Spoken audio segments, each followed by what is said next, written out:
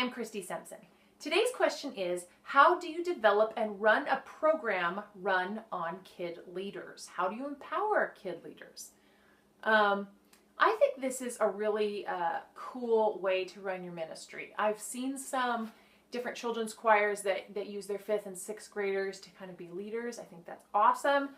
I like to use my kids right after they've left my program as student leaders. For me, that means they're in 9th grade and 10th grade, 11th grade. So that's teen leaders, but you could just as easily do what I'm talking about for 6th grade, 7th grade, 8th grade leaders.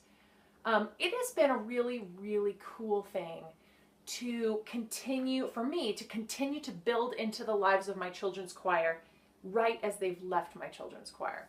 And I know some of you have experienced this where you have kids that don't want to leave, or, you know, you're like, oh, they were just getting good and now I'm losing them. My 5th graders were just starting to blossom.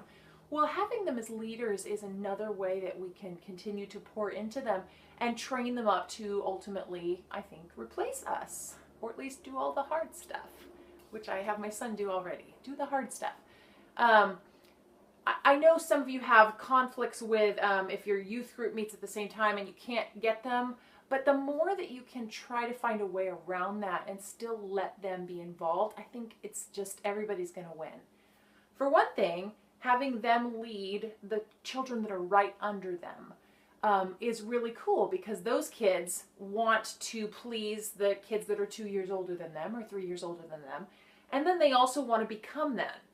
But I don't let them become them too early, so you've got to work your way up. And I've got so many kids now that are so excited. I can't wait till next year when I get to help you and be in charge. And then it makes it so much easier, because then I get to order them all around, and all those things that I used to do by myself, going vacuuming this and cleaning this up, you know, in dress rehearsal weeks. You just tell one of the kids to do it. Hey, go vacuum that. Go take that. Take that. Take that. And they're like, yes, and they go do it.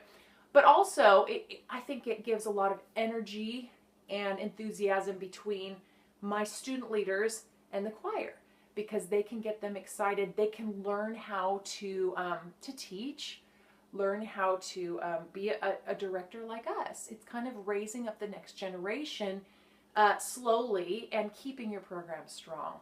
So I think if you can find a way to use your student leaders, even if you have a conflicting activity going on, but there's a few 6th graders that weren't going to be in that activity, maybe you can raise them up, because I just think it's such a cool way to model what we do and then have them kind of grow our program along with us. And I think everybody wins in the end.